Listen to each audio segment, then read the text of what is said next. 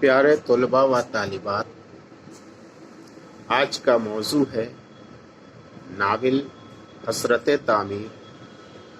इसका ताल्लुक़ है BA ऑनर्स पार्ट 1 पेपर 1। ये नावल अख्तर औरैनवी का लिखा हुआ है। प्यारे तलबा व तालिबात, नावल मुकम्मल ज़िंदगी का बयान होता है। उसमें इंसान की मुकम्मल ज़िंदगी की तस्वीर खींची जाती है। हसरत तामीर बिहार के मशहूर व मारूफ फिक्शन निगार अख्तर औरैनवी का लिखा हुआ नावल है। ये 7 अबवाब पर मुश्तमिल है। पहले बाब में नावल निगार अपने अजीज़ शागिर्द मंजर के खालू से हमें यूँ मुतारिफ कराता है। ये नावल 1960 ईस्वी में शाया हुआ था। ये नावल दूसरी जंग अजीम के पस मंज़र में लिखा गया है। नावल निगार ने पहले मंजर के खालू का तारुफ यूँ कराया है। कोट, थोड़ी नीचे लटकी हुई और नहायत ही गुदास कल्ले की जिल्द बहुत तनी हुई और जबड़ा उस्तवार, गाल पिचके हुए न थे मगर कुछ इसी तरह मालूम होते थे। चेहरे के निचले हिस्से की तरतीब से कदरे मसखरगी और कदरे हिमाकत का एहसास होता था। हसरत तामीर से ये इक़्तिबास लिया गया है। ये नावल का पहला किरदार उभारता है, फिर दूसरा किरदार नावल का जो मंजर का है तो उसका तारुफ नावल निगार ने यूँ पेश किया है। मंजर से मेरी मुलाकात कॉलेज से शुरू हुई। वो मेरा एक ख़ास शागिर्द था। हसरत तामीर में मंजर का तारुफ इस तरह कराया गया। इन दोनों किरदारों के बाद नावल निगार कुछ अपने मुताल्लिक़ लिखता है और कुछ छोटा नागपुर के मुताल्लिक़, जहाँ से नावल फैलना शुरू होता है। क्योंकि दूसरी जंग अजीम के बाद छोटा नागपुर का सदर मुकाम रांची बहुत बड़ा फौजी अड्डा बन चुका था और इस सबब यहाँ बहुत सारे छोटे बड़े सनती, तिजारती, बिजनेस मैग्नेट आ बसे थे और कई तरह के रोज़गार और सनतों से अपनी जेबें भर रहे थे। नावल निगार ने उस तरफ यूँ ध्यान दिलाया है। उन दिनों छोटा नागपुर का हसीन मुर्तफ़ा खित्ता फौजी छावनियों से भरा पड़ा था। हसरत तामीर से ये इक़्तिबास था। छोटा नागपुर जहाँ बहुत सारे कुदरती हुस्न रखता है, वहीं आदिवासियों की कबायली तहजीब उनकी गुर्बत, इफलास और पसमानदगी को भी दिए हुए है, जिसे नावल निगार बहुत फनकारी के साथ नावल में पेश करते हैं। कबायली तहजीब का ये मंजरनामा भी देखिए, नावल को ज़िंदगी से कितना करीब कर देता है। दूर के गांव में उड़ाव, मुंडा और कौन नौजवान लड़के और लड़कियां अपने सजल तरशे हुए गठीले बदन की सरजोशी के साथ मुंदरा और ढोल की गतों पर आधी रात गए तक नाचते और गाते हैं।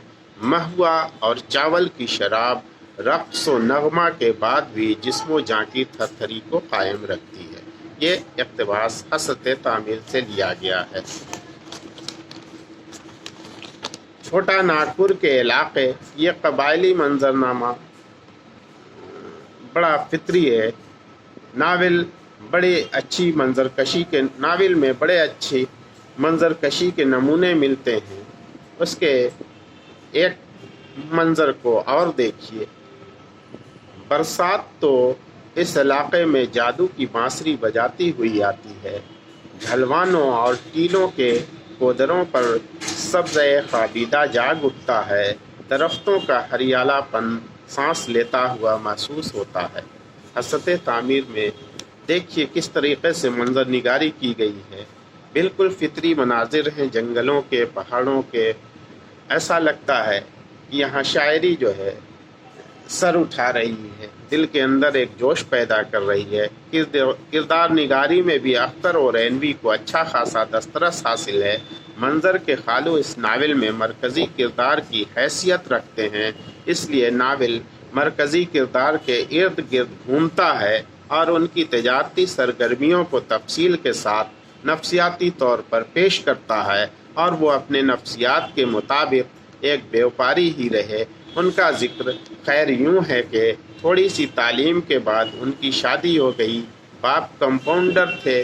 اس نے بہت چھوٹے پیمانے سے کاروبار شروع کیا۔ اپنی ذہانت کی وجہ کا ترقی کرتا گیا۔ ناول کا ہیرو ٹھیکیدار ذہین آدمی ہے۔ معمولی پڑھا لکھا ہونے کے باوجود اس کے حوصلے بھی فولادی ہیں۔ وہ ایک بڑا بزنس اسٹیٹ بنانا چاہتا ہے۔ وہ زمانے کو پہچانتا ہے، اس کے اندر بصیرت ہے، اور جو بھی بولتا ہے بڑے اعتماد کے ساتھ بولتا ہے۔ مگر سب کچھ کے باوجود ٹھیکیدار کی اپنی ذات الجھنوں میں مبتلا ہے، اور یہاں اس کی شخصیت پیچیدگی پیدا کرتی ہے، کیونکہ وہ ایک بڑا تاجر اور صنعت کار ہے، اور دوسرے طرف گھر کی چہار دیواری میں غم و اندوہ میں ڈوبا ہوا ایک شخص، ایک فرد۔ حسرت تعمیر میں اس کی نشاندہی ملی ہے۔ ایک اقتباس کے اندر اس کردار کے تعارف دیکھیے، کس طریقے سے اس کی زندگی کون کون سے غم و آلام میں الجھی ہوئی ہے، وہ دیکھیے۔ بڑے حوصلے رکھتا ہوں مگر مقصد نہیں رکھتا۔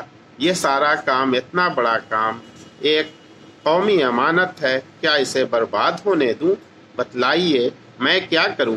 گھر میں کوئی لطف نہیں، کوئی ہمدردی نہیں، مگر آپ نہیں جانتے۔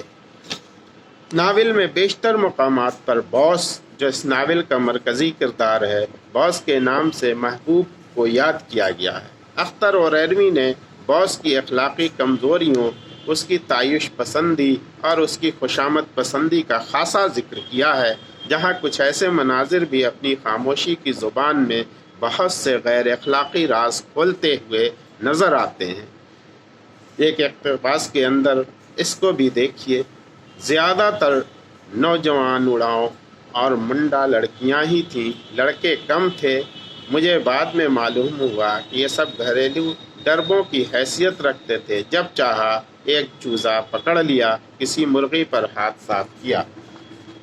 تو ناول میں جو عیش پسندی ہے ناول کے کردار کی، کچھ اس طریقے سے جگہ جگہ پر اس کے منظر نامے پیش کرتی رہتی۔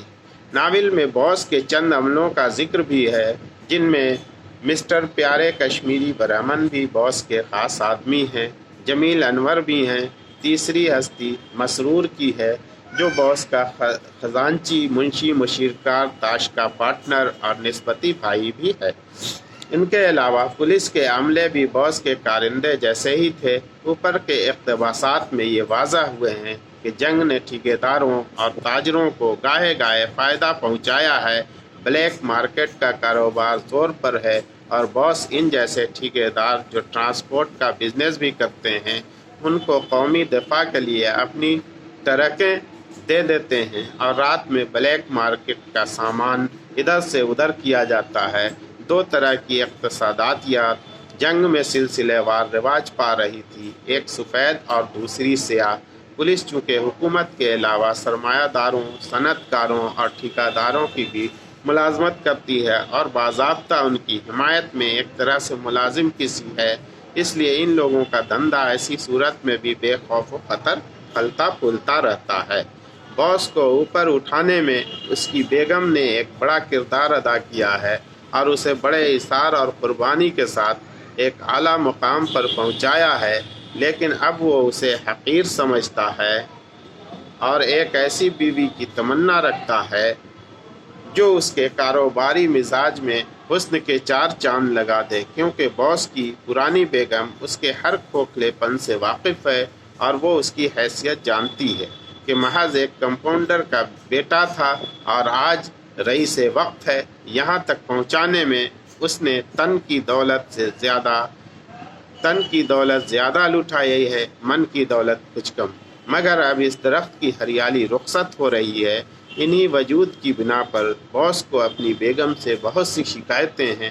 وہ ناول کے واحد متکلم کے سامنے اپنی ذاتی زندگی کی کتاب کو ادھر سے ادھر سے کھولتا جاتا ہے، لیکن اصل بات कहने में हिचकिचाता है। वो शादी करना चाहता है लेकिन इस अम्र का इजहार इसके लिए मुमकिन नहीं, क्योंकि मंजर जो है इस नावल का जो मरकज़ी किरदार है उसका ख़ास शागिर्द है और बॉस की बेगम का भांजा भी है।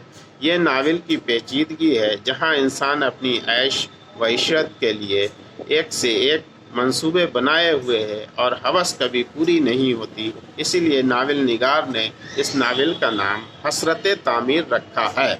इस नावल में नजाबत अली का किरदार भी है, जो इंजीनियरिंग कॉलेज में प्रोफेसर थे और रोशन ख्याल आदमी हैं। वो इस किरदार के ज़रिया नई दुनिया और पुरानी दुनिया की सरहद पर खड़े नज़र आते हैं। मौलवी नजाबत अली बॉस को शीशे में उतारने के लिए इस हद तक चले जाते हैं कि अपनी मतलब पर आवरी के लिए किसी को भी बॉस की इज्जत गाह के लिए कुर्बान कर सकते हैं। यहाँ तक कि नाजुक रिश्ते को भी बर्बाद करने में वो नहीं चूकते हैं। देखिए एक इक़्तिबास, ये कोठी मेरी लड़की के लायक है, इसके रख रखाव के लिए सलीक़े की ज़रूरत है। इस वाक़या के बाद बॉस सोचने लगता है कि वो 6 बच्चों का बाप होने पर भी एक नई तालीम याफ्ता बीवी का शौहर बन सकता है। इस तरह बॉस अब मौलवी नजाबत अली का मुरीद और उनकी साहिबजादी का गायबाना आशिक बन गया है।